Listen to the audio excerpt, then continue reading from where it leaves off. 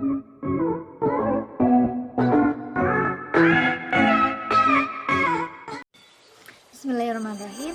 Assalamualaikum warahmatullahi wabarakatuh.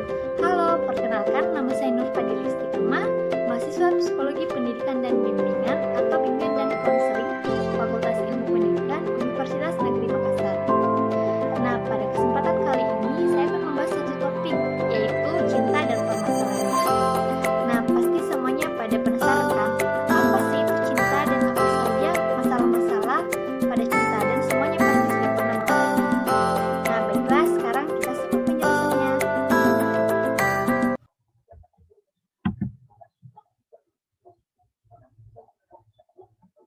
Nah, topik yang akan dibahas kali ini yaitu cinta dan permasalahannya.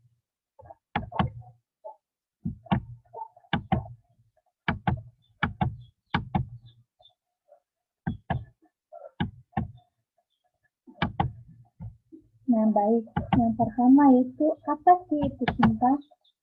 Jadi, menurut Ashley Montagu, cinta adalah sebuah perasaan memperhatikan, menyukai, menyayangi secara mendalam yang disertai dengan rasa rindu serta hasrat kepada objek tertentu. Sedangkan menurut Rubin, cinta adalah suatu sikap yang diarahkan seseorang terhadap orang lain yang dianggap istimewa, yang mempengaruhi cara berpikir, merasa, dan bertingkah laku.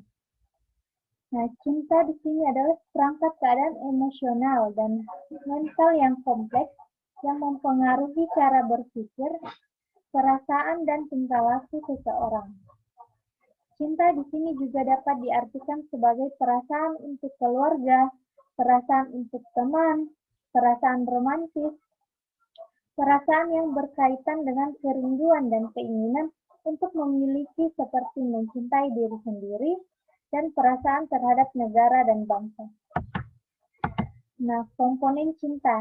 Jadi, yang pertama itu keintiman atau intimacy. Keintiman di sini merupakan komponen emosi yang di dalamnya terdapat kehangatan, kepercayaan, dan keinginan untuk membina hubungan, di mana komponen ini sangat penting baik pada cinta romantis, cinta terhadap anak-anak, maupun pada teman baik. Yang kedua yaitu komponen gairah atau passion. Nah, di sini dorongan yang mengarahkan pada emosi yang kuat dalam hubungan cinta tersebut, dalam hubungan romantis, kesetaraan fisik dan seksual mungkin adalah hal yang utama, serta memberi dan menerima perhatian, kebutuhan akan harga diri, atau kebutuhan untuk mendominasi. Yang ketiga yaitu komponen komitmen. Jadi di sini komitmen merupakan suatu keputusan seseorang yang diambil bahwa dia mencintai orang lain dan secara berkesinambungan akan tetap mempertahankan cinta tersebut. Hal ini adalah komponen kognitif utama dari cinta. Berikutnya yaitu cinta romantis. Jadi cinta romantis itu yaitu ketika kamu mencintai orang tersebut daripada menyukainya. Kamu memiliki perasaan dan ketertarikan yang kuat terhadap mereka. Kamu ingin berada di dekat mereka setiap saat dan membayangkan dirimu menikah atau berkeluarga bersama mereka. Berikutnya yaitu jenis cinta romantis. Nah, ada 4 jenis cinta romantis. Yang pertama itu pseudo love atau cinta semu. Nah, cinta semu di sini ketika Anda jatuh cinta kepada tokoh publik atau selebriti yang kecil kemungkinannya untuk bertemu atau punya hubungan dengannya. Yang kedua yaitu cinta yang posesif atau obsesif. Yaitu ketika Anda mencintai seseorang secara berlebihan dan Anda bersikeras untuk bersama orang tersebut sepanjang waktu dan merasa bahwa Anda tidak bisa hidup tanpanya. Komponen yang ketiga yaitu naksir atau crush. Jadi di sini naksir merupakan hal yang wajar bagi remaja untuk mengalami rasa naksir terhadap seseorang yang sebelumnya adalah teman mereka. Biasanya perasaan itu mudah berlalu dan bisa jadi awal dari sebuah hubungan yang bermakna. Nah, berikutnya itu cinta sehat atau cinta sejati.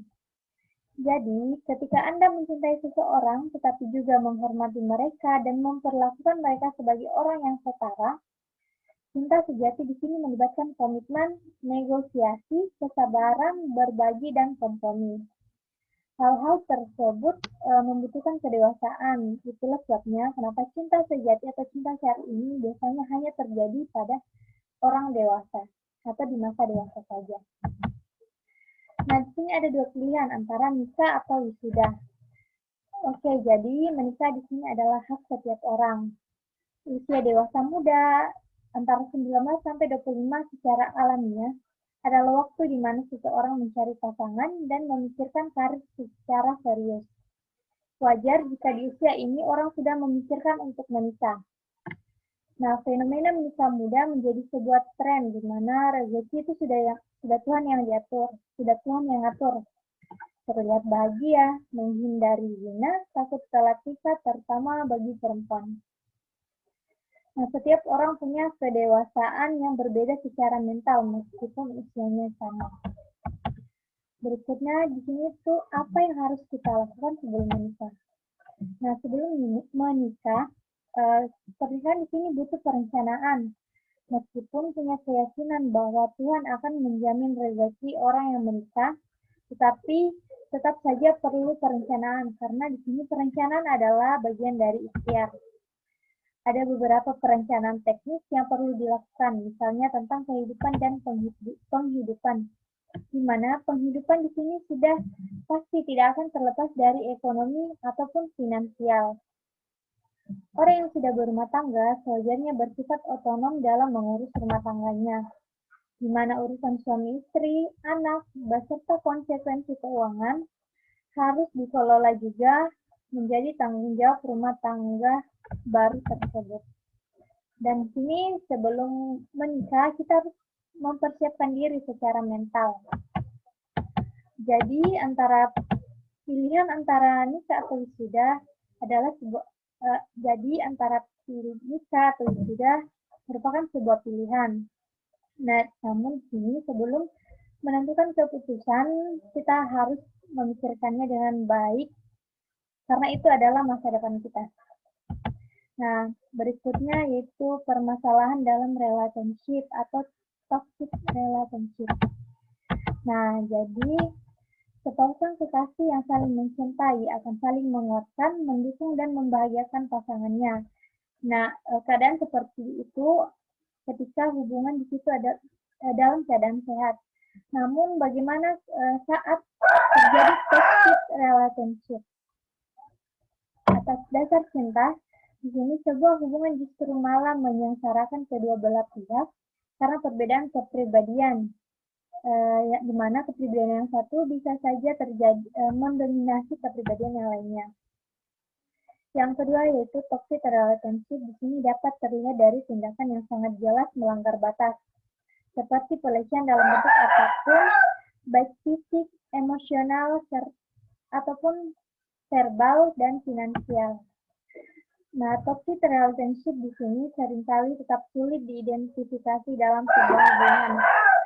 Kebanyakan pasangan cenderung mengira bahwa itu merupakan hal yang normal dilakukan atau terjadi pada pasangan kekasih, padahal hal tersebut adalah hal yang tidak wajar. Nah, bagaimana sih kita mengetahui hubungan itu tidak sehat? Nah, berikut beberapa tanda-tanda hubungan yang tidak sehat. Yang pertama, sering menyela dan memotong pembicaraan yang lain. Yang kedua, sering bertengkar. Yang ketiga, menghentikan atau mencegah satu sama lain dari hal-hal yang senang mereka lakukan. Yang keempat, tidak pernah mendengarkan satu sama lain. Yang kelima, satu orang melakukan semuanya atau berusaha sendiri. Cemburu berlebihan. Pasanganmu menginginkan dirimu sepenuhnya. Kamu tidak lagi merasa bahagia. Kalian membangun dinding komunikasi pada hubungan kalian dan kamu tidak menjadi dirimu sendiri. Nah, bagaimana sih cara mengatasi atau cara keluar dari toxic relationship? Nah, yang pertama itu kenali tandanya, jangan bucin. Meskipun kamu mencintainya, tapi bila dalam hubungan tersebut kamu sudah merasa tidak nyaman, merasa tidak bahagia, maka segera keluar dari hubungan tersebut. Yang kedua, trust atau kepercayaan. Nah, dalam hubungan di sini juga perlu adanya kepercayaan satu sama lain. Yang ketiga itu get some help. Nah, di sini ketika kamu berada pada toxic relationship, kamu perlu bantuan dari teman-teman terdekat kamu ataupun sahabat kamu untuk membantu kamu keluar dari hubungan yang tidak sehat tersebut. Berikutnya itu tingkatkan self love. Nah, di sini kamu harus mencintai diri kamu sendiri. Kamu harus mengutamakan kebahagiaan untuk diri kamu sebelum memikirkan kebahagiaan orang lain. Ya, berikutnya itu jangan memaksakan cinta. Sadari jika hubungan sudah tidak sehat. Yang terakhir yaitu lakukan kegiatan yang positif. Nah, berikutnya itu permasalahan kehidupan pranisa. Yang pertama itu ekonomi. Jadi problem ekonomi di sini menjadi masalah serius pasangan yang akan melangsungkan pernikahan. Karena tidak hanya biaya untuk melangsungkan pernikahan, tetapi biaya terkait resepsi pernikahannya. Karena problem ekonomi ini seringkali pasangan calon pengantin tidak berani memutuskan untuk menikah. Yang kedua itu yang pasangan belum bekerja. Nah, pasangan yang belum mempunyai pekerjaan di sini seringkali menjadi problem ketika ingin melangsungkan pernikahan, di mana ada kekhawatiran tidak bisa menghidupi keluarga selama pernikahan berlangsung nantinya. Yang berikutnya itu hamil di luar nikah, di mana di sini pergaulan pasangan yang tidak terkontrol seringkali mengakibatkan hamil di luar nikah atau kehamilan yang tidak diinginkan. Nah, problem muncul ketika laki-lakinya tidak ingin bertanggung jawab, salah satu pasangannya masuk sekolah, dan persoalan-persoalan lainnya mengikutinya. Permasalahan yang ketiga itu terlambat menikah. Nah, pada dasarnya adalah jodoh merupakan rahasia Allah. Tidak semua orang mudah mendapatkan pasangan misalnya karena terlalu sibuk bekerja atau menempuh pendidikan sehingga melupakan pernikahan. Nah, pada usia-usia yang mestinya menikah terlewat begitu saja sehingga mengalami kesulitan mencari pasangan ketika sudah semakin bertambah. Ketika usianya sudah semakin bertambah. Nah, berikutnya itu status palsu. Jadi, problem yang sering muncul pada pranikah yang lain adalah adanya status palsu. Misalnya, pada pria yang mengaku berjaka ternyata sudah mempunyai anak atau masih terikat pernikahan dengan perempuan lain. Nah, problem ini berpotensi mengakibatkan banyaknya praktik pernikahan poligami dan pernikahan siri. Berikutnya itu minim pendidikan seks.